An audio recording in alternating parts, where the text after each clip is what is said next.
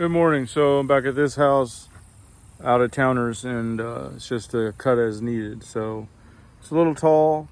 I'll go ahead and get some footage on it, and we'll check back with you.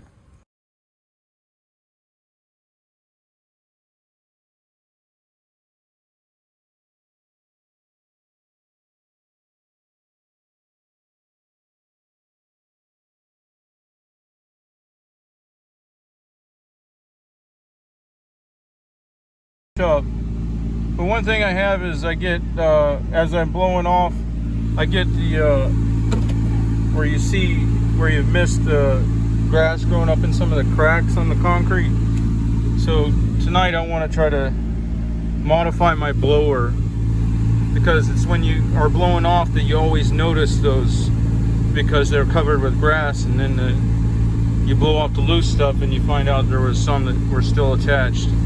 So I want to modify my blower where I have like a little ketchup bottle or something mounted on it of weed killer, so that I can spot treat cracked grass, cracked weeds, growing up in the cracks of the concrete. And that way I'm not bent over trying to pull them out, which is not effective anyway. So hopefully I'll be able to get to that tonight. All right, I'm on to the next one. Morning. I just finished up that one down there where I moved the tree out the other day, and then this one and this one. But I was wanting to show you real quick what I do on security right here. That's my security. Saves me a lot of time. One thing is that people don't want to steal these little blowers, right? So that I don't have to worry about. So sometimes I have my blue tarp in here, sometimes it's leaves. I'll just take them right from where they sit on the mower platform. That's where they get when I'm traveling, so they cool off. And I transfer them to right here in a matter of seconds. And then also this goes, people don't steal this because they think it's some homeowner grade, but it's really one of the best weed eater motors around there. It's a 266T, but I have the clutch drum modified to accept the Ryobi shaft, which basically you got to press it down a little bit carefully. It takes a little bit of time. Tear it all apart. You can convert these to the half shaft. So when you're coming up to the truck, you'll just have it in your arm like this, and then you just grabbing. I don't have the other hand because I'm holding the phone. But then you just grabbing here, unspring it out, flip it up, attach. Done with that one.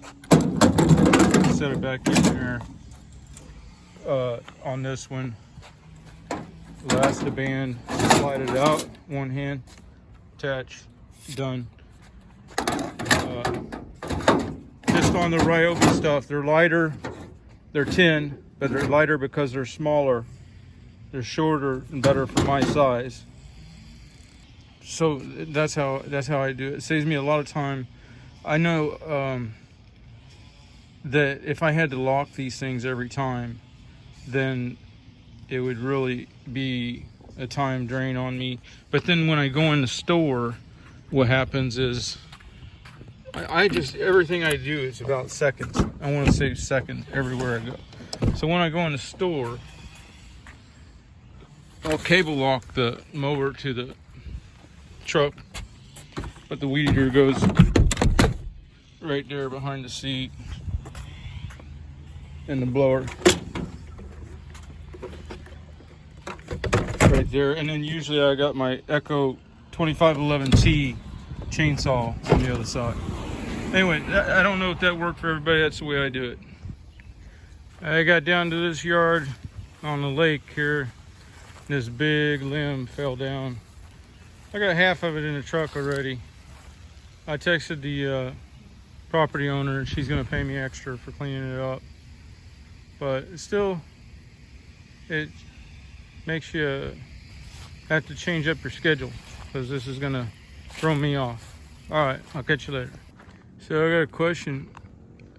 How many times can you feather your deck over the top of a customer's garden hose before you get unlucky? The customer pulled out. She saw that I was going to mow, and she left that hose stretched all the way across there, and another one over there. So it's kind of like that old commercial, how many licks to get to the center of Tootsie Pop before you go crunch. Well, I've been getting better at it or something, but I haven't hit it. But the answer to the question is, who cares? If you deal with as many garden hoses as I do, and if you took the time to pick them all up, you wouldn't be able to make any money. They leave them out like they're they're obviously a temporary water fixture, but they're being used like a permanent water fixture, and they're never being set below grade, which makes that another obstacle. There should be an upcharge, but nobody wants to pay the upcharge. So the way I do it is that I mow over it. If I can feather my deck over and it doesn't get cut, great. If it gets cut, not my problem. I don't know, maybe it's a bad attitude. Y'all have a good one.